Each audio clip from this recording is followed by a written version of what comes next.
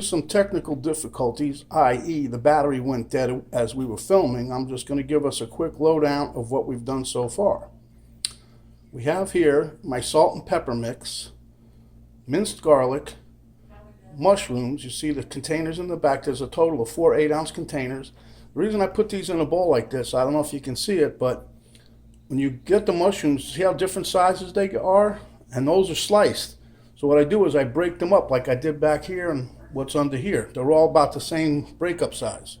We also had, on the other video that didn't get saved, we ground up my homemade sausage, and it's spicy hot. You can use a tube of like Jimmy Dean or whatever, or wherever you get your sausage, Publix, get that hot sausage. Or if you don't like hot, get regular. We have 1 thing of extra virgin olive oil. We're going to use about a tablespoon. Cannellini beans, 1 nice onion, that's a sweet onion, some butter, some red hot pepper flakes, seasoned Perfecta by Tio Santi, and red hot by Frank's, and some soy sauce. And what I've done, you've seen the meat, so what we did, that's your onions with the garlic. You see how the onions are nice and they look translucent and they're soft. Those are ready.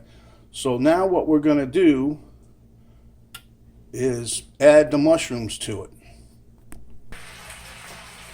Okay, so now we're going to add the mushrooms. As you see, I increased the heat up to medium. Okay, going to add the mushrooms now.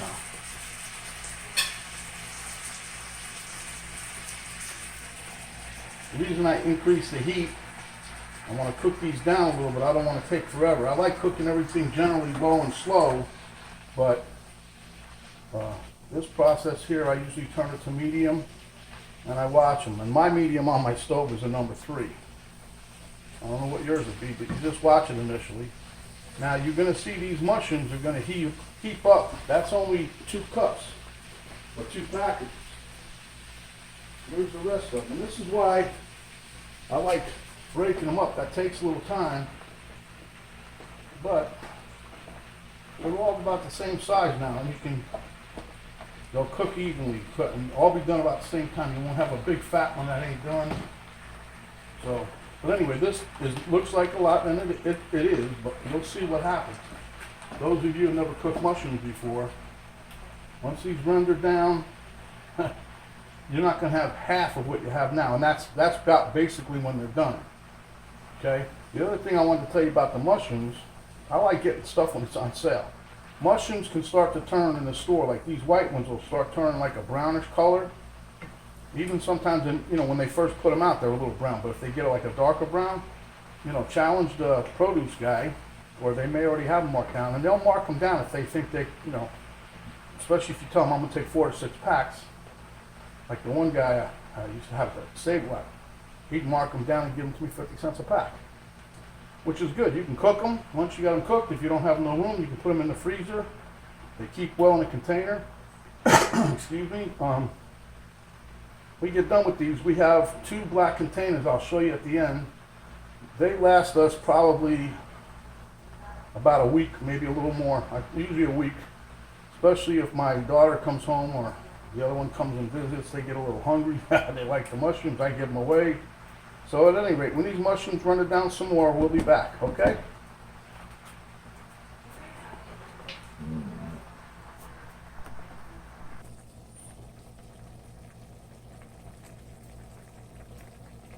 Okay, the onions, mushrooms,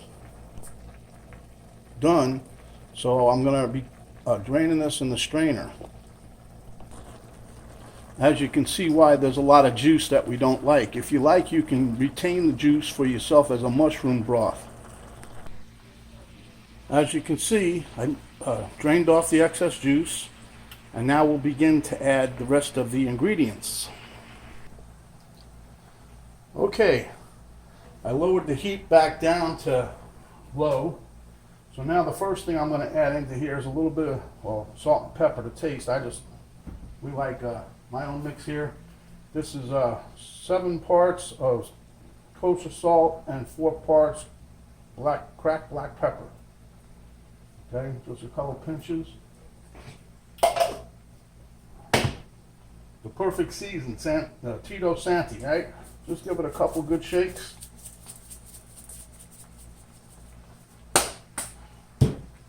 Soy sauce, same thing, couple good shakes. My bottle, I figured what I had in there. I got another full one, but Penny said don't open if I ain't gonna use it right. Okay, and then a couple more dashes of Frank's hot sauce. Then a couple shakes more of some hot flakes if you like heat. You don't have to do that if you don't. Now about half the can of cannelli beans. Well, how I got started on the cannelli beans, one time we made this and Penny didn't want this. She's like, try something else instead of the sausage. So I thought, well, beans is good. So I drained these off anyway. Try to get all that excess starchy stuff off of them. I didn't rinse them, I just drained them. A lot of times I'll rinse them, but not today. Okay, then on top of that is your spicy sausage. And if you look, all that nice red juice, that goodness, that heat come with it.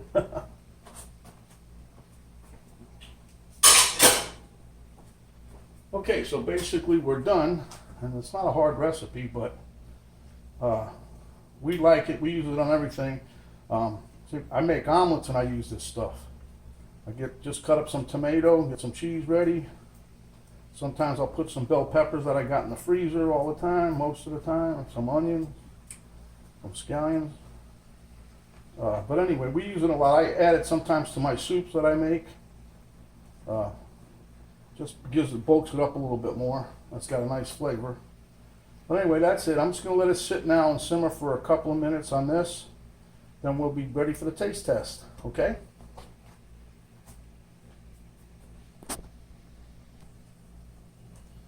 Okay, the mushrooms have been sitting for another 10 minutes or so.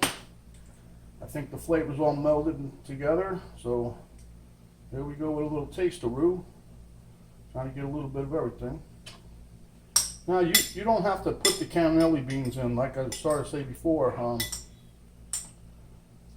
don't know, Penny was on the Weight Watchers thing and wanted something different than the meat, so we tried the beans, we liked it, so I kept them in.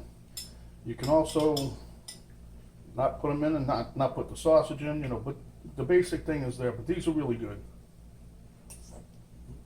You can eat them plain, or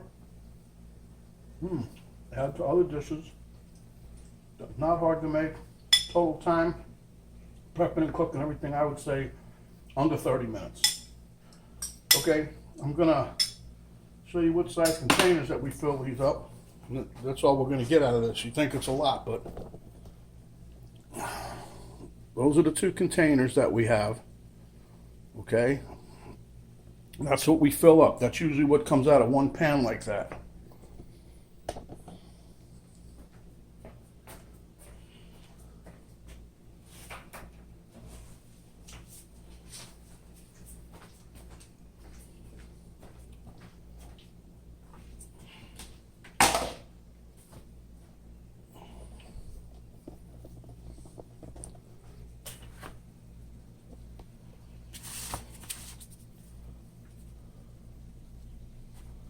Hope y'all can see that. I'm not 100% proficient with this YouTube thing. But there you have it. That's the recipe. So I hope that you all can see that. And if you have any questions, you can contact me and I'll let you know. Okay, thank you. Have a nice day.